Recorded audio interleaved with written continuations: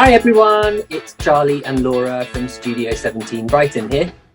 And you're listening to Notes to Self, an arts podcast with special guests from across the arts and culture sector.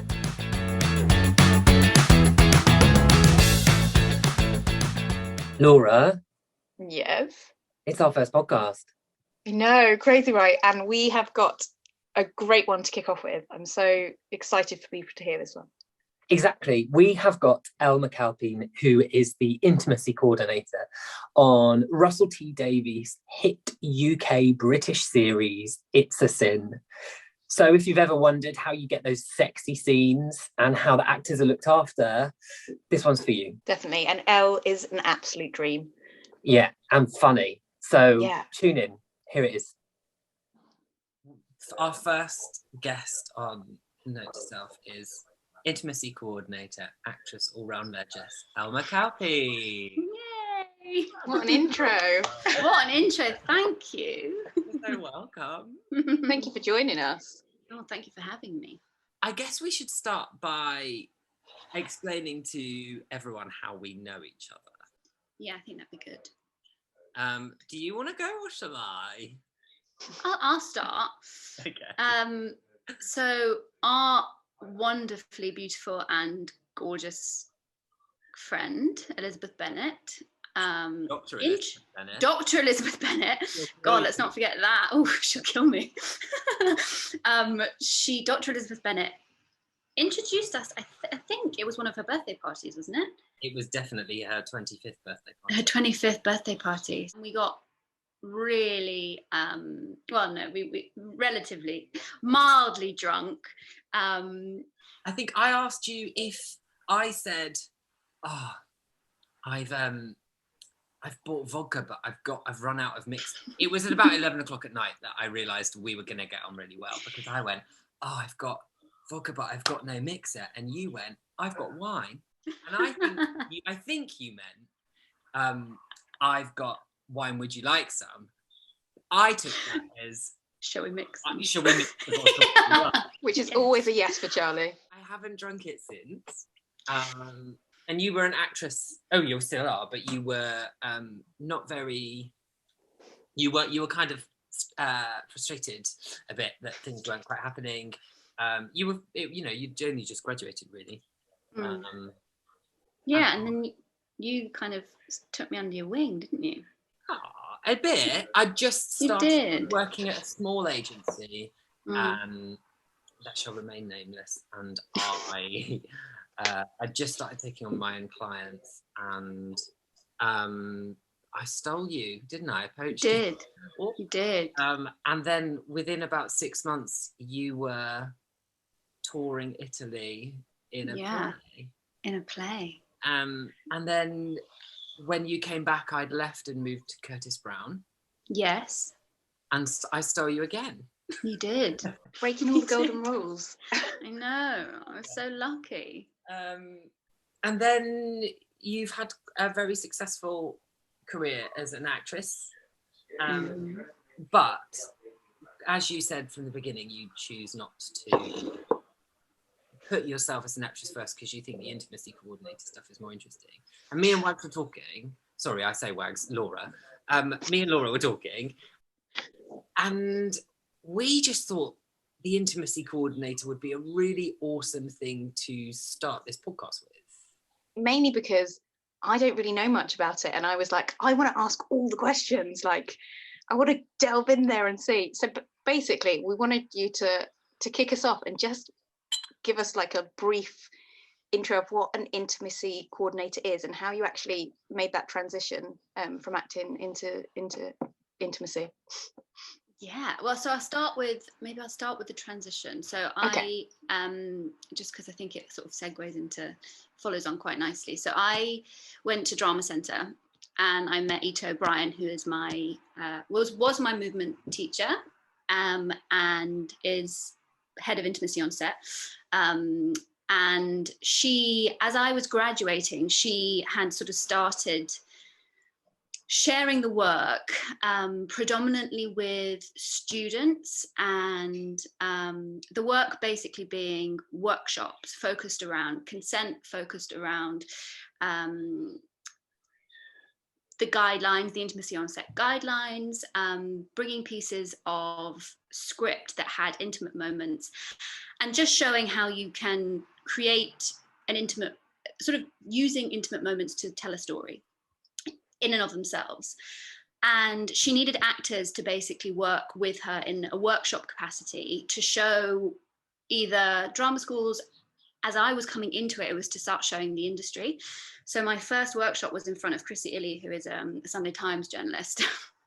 And I did a scene from Cowboy Mouth, which is a Patti Smith, Simon Stevens, what's his name? But really famous American writer, actor. Can't remember his name, but I'll remember it.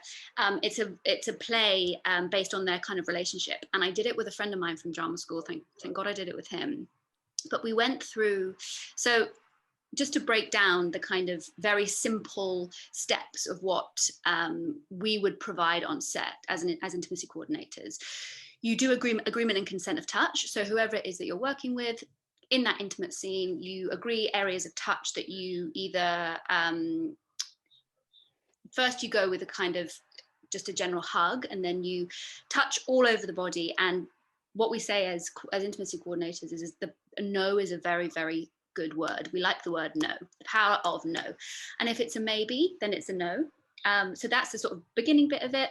And then then you sort of like look at the physical and emotional journeys of the scene, and then you choreograph it, and then you put it all together, and it makes a seamless, beautiful scene.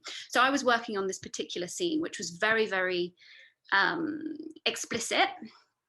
And I remember doing the workshop and feeling very embodied in the work. It was a sort of warm up that we did, and then we went into like looking at animals and the way that animals mate, because when they mate, there's no inhibitions there. So it's a wonderful way to look at how bodies move in space, and what different rhythms happen with different animals, and the way in which you can kind of pluck characters from different animals. Like you've got the sort of dog, and the way that they mate, it's like a teenage boy, you know, and it's like sort of like and I remember just loving it, and I remember feeling really inspired by it and feeling really safe, because I knew Ita, and she's just a wonderful practitioner in the way that she sort of delivered the work. And the journalists were there, and the photographers were there, and we did this scene. And so there's like a climactic moment in this scene, and I was fully clothed, but I was on my back, and I was coming to climax. And the photographer came and just went and took this photograph. And I thought, and I knew, I was like, they are going to use that in the Sunday Times magazine. They're going to use that. And lo and behold, it was like a double page spread of my face and like veins popping out on my neck. Well, but authentic. It was very, very authentic. It looked pretty insane, but I remember thinking, this is a national magazine, and I feel amazing, and I don't feel vulnerable, I don't feel ashamed, I don't feel taken advantage of. And I think if you had told me prior to doing that workshop that I would be in a double page spread in the Sunday Times pretending to have an orgasm, I probably would have cried. Yeah. And so then I was like, gosh, this is amazing. This sort of way of working, this way of creating a scene. And, you know, I think as an actor, whenever you lose yourself a little bit, whenever you do something that surprises you, that is completely out of, just takes you somewhere else, it's always so inspiring. And I think just as a creative person and seeing the possibility and the potential in this work to create phenomenal scenes, I loved it. So I started working with Ita and a couple of others on a kind of regular basis, showing the work to the industry, getting the kind of fairly new. So I think you're right. I think you did have to show it to the industry, and you'd have to kind of say to people, this is how this is how it should be done Yeah. in a world of Me Too, and in Yeah. a world where people have spent a really long time not being okay with it, but having to act their way of being okay with it. This is a way of being okay with it and getting a really good scene. Totally. And, you know, I'd had experiences on set before in like short films that I'd done that were just often sort of the filmmakers were men, the crew were all men. And as a young female actor having to go in, and I remember saying to the makeup artist on one of the shoots, I was like, can you just come in the room with me? Because there's no other female body in that room. And that's also not fair on makeup artists, because they don't want to hold, it's such a delicate job, and it's taught me so much about holding space for people. And makeup artists, that's not their remit. They're there to do the makeup, and they're there to make you look beautiful or whatever. They shouldn't have the responsibility to hold people's vulnerability in a space like that. And it often has fallen to costume and makeup on film and TV sets to support actors through that. And I don't mean, they've done an incredible job, an amazing job. I'm sure they have, but I'm sure they've thought, God, I wish there was somebody here that could just help with this. Yeah, that's not their specialised skill. They probably feel out of their depth, don't they? Is there anything that's legally in place now that sets have to have intimacy coordinators? I think it's getting there. I know that SAG in the States now, I'm not sure if it's a legally binding document that says you have to have an intimacy coordinator, but I think, there was an article that came out, I think a couple of weeks ago, that Keira Knightley basically said, I'm not doing sex scenes with male directors, which I was sort of mulling over that. And I know some male directors, and I've had the privilege of working with some incredible male directors who have wonderful practice when it comes to this work. And I also know amazing male intimacy coordinators. So it's a difficult sort of conversation around completely shutting out men, because I do think if you've got a male director, and there's still majority of directors are men, but you've got that kind of gaze, if you have a female intimacy coordinator, I think something beautiful can happen there. Which, this is not sort of rejecting what Keira Knightley said. She's had her own experiences, and I completely hear her. And I'm sure, she just doesn't want to do that anymore. Perhaps she's coming at it from a place where throughout her early career, spanning over the last sort of 15 years, she grew up on sets where intimacy coordinators totally. So she had to deal with that without having someone like you on set. Yeah. So, can we talk about It's a Sin? Of course we can. Because that's taken over the world. I know. It's incredible. So good. How was that for you? So that was maybe my second job. Wow. Yeah. And, there's not been intimacy coordinators didn't exist until 2017. So I started training in 2018, and then got on set in 2019. And the production company, the team, I'd actually worked with the production company on Gentleman Jack when I was in Gentleman Jack. So it was a lovely kind of cyclical thing, because I knew the producer, I knew the casting director, because he cast me in Gentleman Jack. And so it just felt really wonderful, because I'd already got a sense, I already knew the company that I was working with. I knew the producer. I didn't know Peter, and I didn't know the creative team, but I think it's always a little bit easier with the creative team, because you spend a lot more time with them to kind of build those relationships. But I remember sitting in the read through, and just magic happened. It was just one of those moments where you think, this is something else. This is going to touch the world in a completely different way. And so you kind of, from the read through, you went, this is really, really special. Yeah, just the way in which they all were kind of connecting across the table, and it's hard to do that in a table read. It's really hard, but they were all just so. Sorry, it's absolutely freezing in my flat. I'm gonna get my blanket. Show off your lovely living room. I'm like, my teeth are chattering. It was just magical. And, you know, I think the writing, the whole, I mean, it was the same obviously in the script as it is in the show.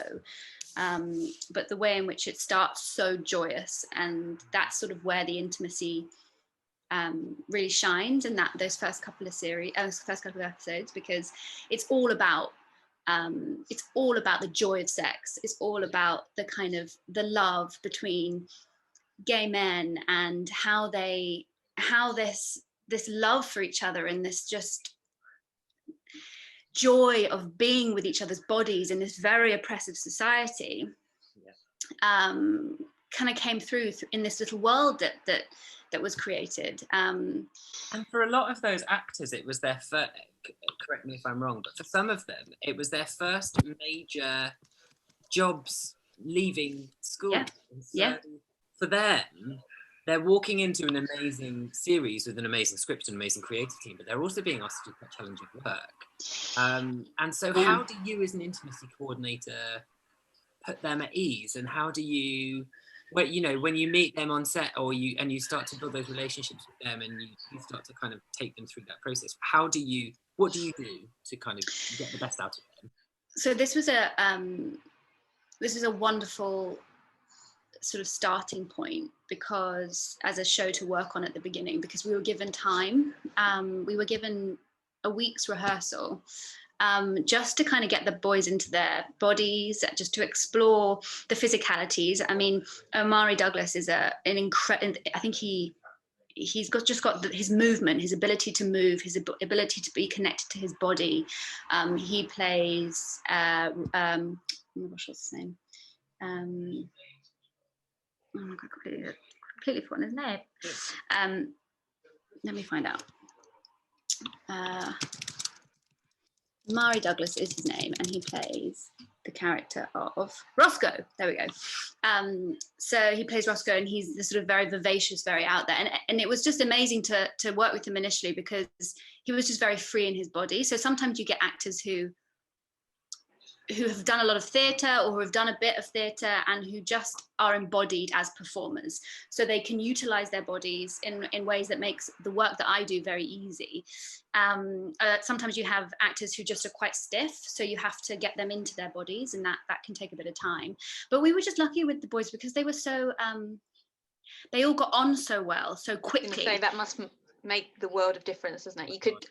I think you can tell, even on screen, like when that kind of intimacy is there, or even not in those scenes, that just the chemistry between everyone, you sort of realize that that's something extra special, that isn't just acting. I mean, they're all incredible actors, I've no doubt about that, but that is like next level. Which like completely heartbreaking. Yeah.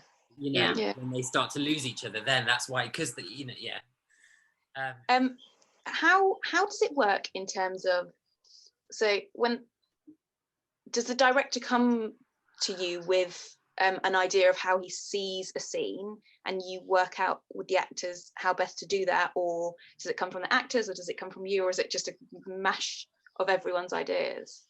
It very much depends on the production. So with It's a Sin, it felt very collaborative. And Peter Hoare he's just such an amazing director. There was no ego, there was no, he wasn't holding too tightly onto anything. Russell's right, also, I have to credit Russell, because his writing was so detailed. So what is so joyous sometimes is that you have these scripts which I think it was the same with Normal People, where it's so beautifully articulated on the page that all you have to do as an intimacy coordinator is pluck those sort of golden nuggets and just implement them into the scene. It's there for you on the page. Sometimes all it says is he has sex with her, or they make love, or she masturbates, or whatever. And so then there's a little bit more of a kind of creative discussion between you and the director and the actors, and what's the shape of the scene, what are the beats of the scene. Sometimes you are there as a firefighter, you've literally got no access, and that's happened, and that's difficult, because you see bad practice, and you can't. I've worked on huge shows and just had to stand there and watch things happen and think that I can't sit here and watch this happen because this is not good practice. But you have no power. We don't have power yet as intimacy coordinators. We can't say to the showrunners or we can't halt the action when you can see someone looking very vulnerable. And so sometimes it's this sort of push and pull. It's like, right, I'm going to pick my battles here, because if I can't get access, but I can see someone's vulnerable, how do I manage that? So a lot of the job is managing people, and also managing people who have been in this industry for a very, very long time. And it's like a very well-oiled machine, and we try and just slip in and make the machine run smoothly. But because of the work that we do, we can come up against a bit of resistance, because we just ask for time. It's like, could you just give us some time to coordinate and choreograph? Time's what they usually don't have, isn't it? Time's exactly. Yeah, exactly. Oh, that's so interesting. And does that mean that Normal People was your first job? Well, no. So Normal People was Ita, my boss, did it. Okay. But we were very much, because it was the beginning of Intimacy on set, so we were all very much kind of part of. Talking. She was very. It's very obviously you have to be very private with what you discuss. But we were training at the time, and she as it sort of came out, it was amazing to sort of see the scenes, and having sort of spoken about little bits of the scenes that she'd worked on and how they'd explored that, was really great for me as a kind of trainee intimacy coordinator before I went on set. But Ita worked on that. So that was Ita. Amazing.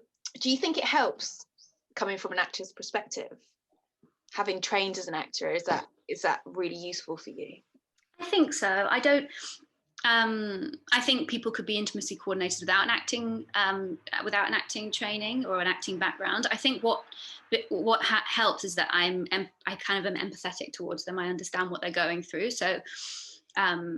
It helps sort of having the informed understanding of an actor's process, and also the director's process, and knowing what it's like to work with a director as an actor.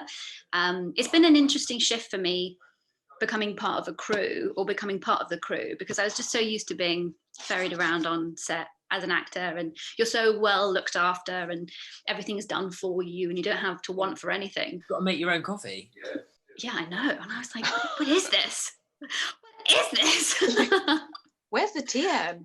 Yeah, I know. But then as an actor, you crave that. You crave, because everything's done for you. You're like, oh, I want to go to the little coffee stand and just make myself my own coffee. But they're not. They're like coming up, bringing coffee to you. So it's been amazing seeing and becoming, getting close to production and understanding the way in which films and TV work from a production perspective. But I do think, being an actor, and I have a background in movement as well, so the sort of choreography side of it, I really enjoy, and I do think it helps. But we've got amazing practitioners who are not who have an understanding of the acting process, but who aren't maybe necessarily actors, are movement directors or whatever, and I think it all informs it. But yeah, my experience as an actor, I think it does help. I can relate to actors quite well because of that. Yeah, definitely. Do you think, you mentioned, and I didn't know this, that intimacy coordination wasn't really a thing till 2017. Do you think now that this is going, quite rightly, I think it should be, but do you think this is going to be something that people expect rather than a nice to have, as things move forward, and we become, I think, as an industry, not necessarily as a world, because we're massively divided still, but as an industry, we're a very thoughtful, caring, at times thoughtful and caring industry, and I think there is this young blood that's coming through that turns around and goes, actually, it's not okay, and it's not a middle-aged man, rich man, white man, cisgendered man's world anymore, and it's okay to turn around and say, I'm not comfortable with that. And I think in terms of filming sex scenes and sexy material, that requires people to feel vulnerable, and therefore they need the ability to say, no, I don't feel comfortable with that. Mm-hmm. Do you think that's going to be something that is expected, and is that what you would hope for, that it would be something expected in theatre and film and TV? Definitely. I think there's a fine line with this work, because you never want to step on directors' toes, and you know, there's situations where it sometimes you're a bit like, oof, that was maybe a bit too, I went a bit too far there. That's not my job. I'm not directing this sex scene unless I'm asked to, in which case, great. And that's when our skills flourish, because you're suddenly able to do what you can do and create great scenes. But you have to remember that if you're working with a director, it's their baby. And so I think that's the most important relationship. And I think when we can begin to establish that relationship, and when directors feel that we're not taking their autonomy away from them, that we're not taking anything away from them, we're trying to enhance something, like a stunt coordinator does for a fight scene, or a choreographer does for a dance in the show. It's just we have an ability, we have a training, we have an understanding of working with intimate scenes. So I absolutely hope that becoming the intimacy coordinators become a norm, but I do think that directors have the ability to learn this stuff, so that if they wanted to, they could then implement these skills on their own. But I think, you know, I was working with a director the other day, and I realized a lot of directors are quite performer focused, but a lot of directors are very camera focused. And so you rarely have, well, no, that's a lie. You don't rarely. You always have directors who are doing both, but sometimes they are more than the other, or sometimes they've just got a million and one things going on. That seeing somebody just shift, seeing somebody do something that they thought that they were comfortable doing, but then something happens in the middle of the day. It's the 50th take of the same scene, and you just can notice a pullback from an actor. They're probably not paying attention to that because they've got a lot going on. So if you just have somebody on set whose my main job on set is to look out for that. It's to make sure that the story that is being told, so the penetration is going in the right hole, that it looks like it's vaginal sex, that it's not anal sex just because of the angle of the bodies, that it looks like he's actually masturbating, that his hand's not going too fast, it looks like he's about to pull his penis off. Like those small details, which I think as an actor, sometimes you just over, I was choking. I realise I'm so desensitized to this. I'm so desensitized. I like to talk so over wank. Sorry, babe. Yeah, I think that's really well said, and really important. Thank you, Elle, for all your time. We don't want to take up too much more. It's been amazing. What we are asking everyone in this podcast series is, if you were to give your 18-year-old self a note, what would it be? I think it would be, don't be too hard on yourself.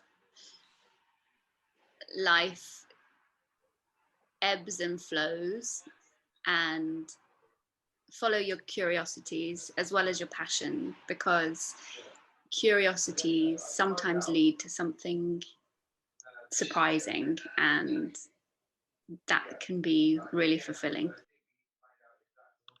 I mean, that's a good note. I like that a lot. Yeah, because then something even better happens, something like even more surprising, or you'd never imagine. I never would have imagined working with the people that I'd worked with. I've had access to people that I never would have had access to as a performer, and that's fun. Right? Amen, sis. Amen, honey. Amazing. Thank you so much. No, thank you for having me. It's been a delight. It's been lovely to speak to you and to actually find out more about it all, because I literally, apart from the knowing that the role vaguely exists, I had no idea how, why, what. So thank you so much for shedding some light for us. My pleasure. It was a beautiful show. It is a beautiful show. The sex scenes are gorgeous. They don't it's not like that. They just happen as part of the story. Yeah. It's not. I don't remember any of them in particular over any of the rest of the story, if that makes sense. I just remember it as like a big 5 episodes of laughing and orgies and crying. And so much crying. All part of that. So, yeah, it was gorgeous, and bravo to you, and bravo. Thank you. Congratulations. Thank you for having me. And good luck with this. This is a wonderful, wonderful idea. You're doing gorgeous things, guys. Right. Oh, thank you. Bye. Bye. I found that so interesting. There was so much that I didn't know, and I didn't even know existed. That was amazing. I think what she was saying and what you were saying about it being so new to the industry. Right. I had no idea it was only 2017. No, it's madness, isn't it? You just assume that these things are in place. And it isn't until you actually look deeper into it, you're like, oh, it's crazy. Like, how was it before? Right, exactly. That's kind of what made me think about when I was kind of growing up, all of the like things like Sex and the City, and even like the UK trashy versions like Footballers' Wives that used to have really like risque, kind of sexy scenes. What the actors must have just been so vulnerable without having someone there to look out for their vulnerability and make sure that they're okay. Yeah, definitely. I guess and I it's think a way that we kind of show that we're really moving forward as a sector. And I really hope that it's something that is carried on and continued. I think actors have to push for it as well. In a way, if you got given a script that had that, I guess it's the question of being like, oh, can I just check? Will there be an intimacy coordinator? It just puts it out there a bit more, doesn't it? Yeah, and like she was saying, she's there to protect the director as well, more as much as the actors. I mean, it's really important work. And aside from all of the jokes about being in a Sunday Times spread, having an orgasm and all of that, and in spite of Elle being a complete legend, I just think it's an area of the industry that no one really knows about and no one's really talking about. And so I guess it's time to start that conversation, isn't it? Definitely. Get it out there. Awesome. Well, thank you everyone that made it this far for listening. Yeah, first one done, and we've got lots of incredible people lined up for you. Exactly. So until next time, see you soon. Bye.